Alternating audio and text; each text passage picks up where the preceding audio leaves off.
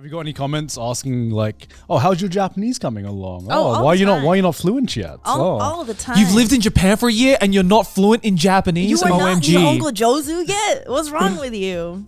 I'm working on it. I'm working on It's it. okay. It's okay. We all are. Except for him.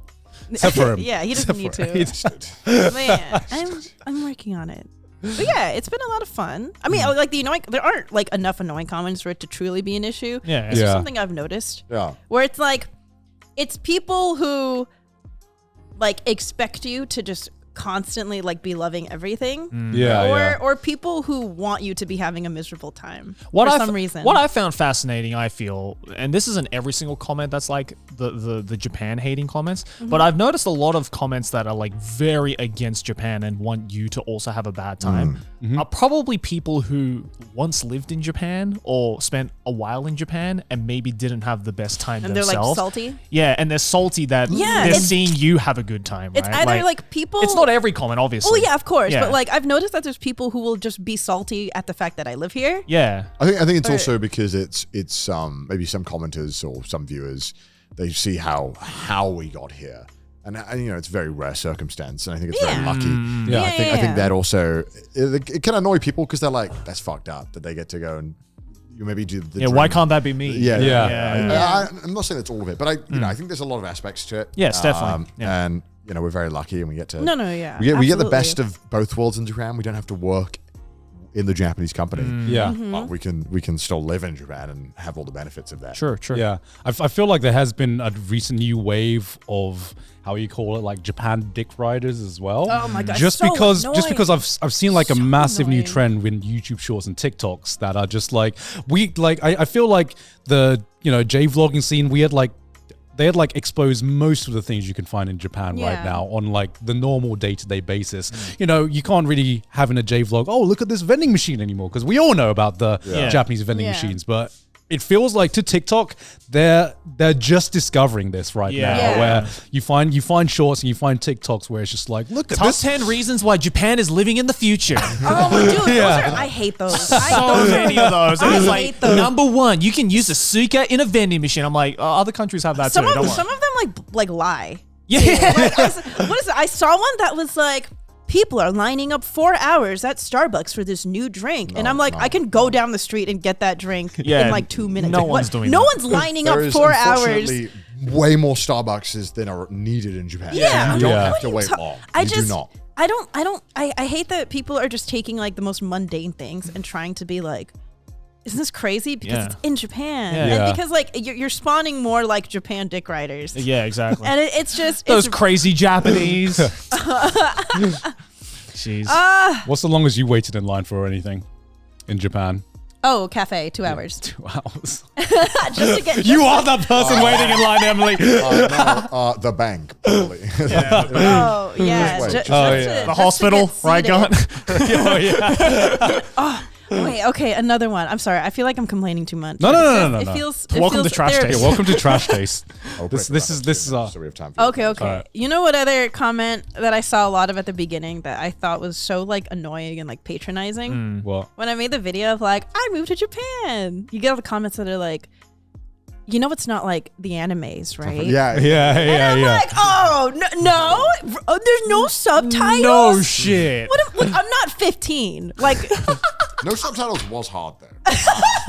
I'm just gonna say it. I wish there was. It would have helped me a lot. you I would have think invested I'm gonna like move? You think I'm gonna turn my life around overseas to move to this country, Well- and you think me at my big girl age thinks that I'm about to walk into like my high school rom-com shoujo dream? Are you kidding Yeah, me? I mean it's because you know they're normally dumb kids saying that shit, and Yeah, they're probably 15 themselves. or it's people who because they only see your videos, boom, you're in Japan. So for them it's like, oh, what the fuck? Yeah. Like, they don't see Yeah. like you mulling over the decision, me telling you 500 times on call that you should come over here. They don't see. They don't see that. Yeah, they don't see the visa process. I know, but I'm like, come on. No, I know. Come All on, like, right. Hot take.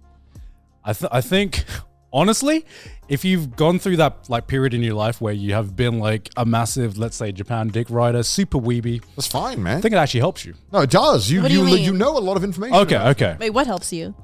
Just kind of have like not being afraid to kind of like do a lot of people in the West, if you're like overly weeby or something like that, it's kind of cringe, right? Yeah, I thought learning Japan was cringe. Yeah. Japanese, sorry. Japan. I thought learning Japanese was so like, oh, you're learning it because of anime? That's so fucking cringe. Fuck, I should have learned it because of anime. Fuck.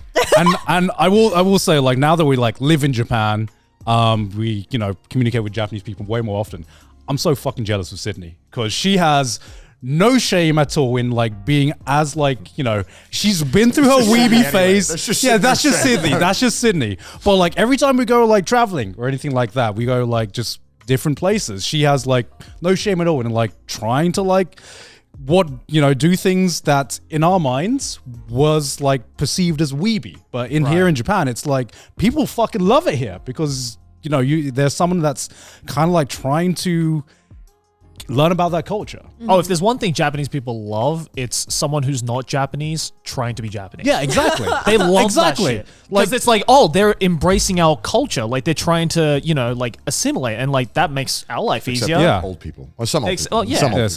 But you know, it's like seeing someone like trying really hard to like, you know, talk to someone in Japanese. They're like, oh, they put effort into like trying to communicate with us. That's so nice. Yeah, you know? like Sydney gets treated so well when we go travel because she has had this like eccentric weeb phase and she's not afraid to do. And like, you know, for the longest time I thought it was cringe, and here in Japan I'm like, fuck, man, that should have been me. I should have done that. I could have got a head start, damn it. I've noticed that because obviously when I started learning Japanese more and speaking it, that when I kind of copied the mannerisms of like how Japanese people when they speak, like a bit more quiet, a bit more reserved, that there are, I don't know, it was like a lot harder to communicate, and sometimes there would like be walls there. But the moment I started kind of speaking Japanese, but also being way more confident and more like kind of just extroverted with it, they're super more chill about it. They get way more open to it. I think that's what it is. Like, I think when they see you speaking Japanese, but still having that kind of fun, extroverted personality with it, I think it helps so much. Yeah, people are so well much because more they probably see that you're comfortable, and that makes exactly. I think so. Yeah, for sure. I kept telling me about hentai. Man, yeah, basically, what I realized after actually moving to Japan, we have to return to Weeb. That's we must return to Weeb. That was just be hype with it, man. Just go crazy. If you think you're acting like fucking anime, probably Japanese people will actually be more receptive.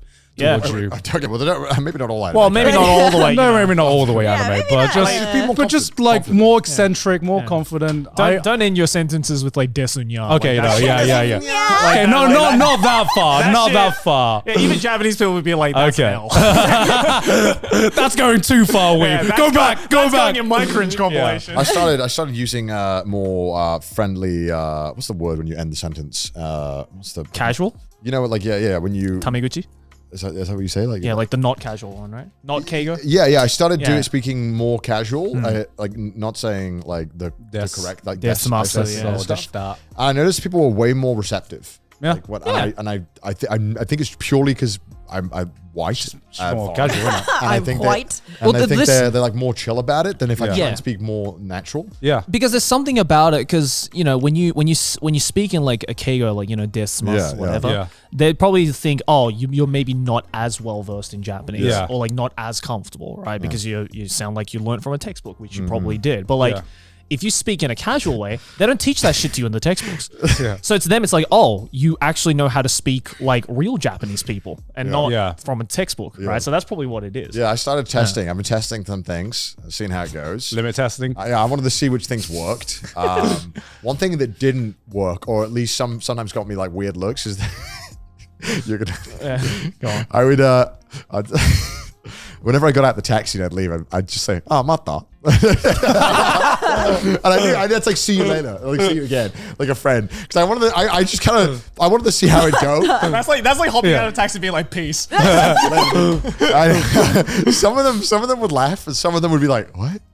Yeah. What do you mean? Are we seeing each other again? Did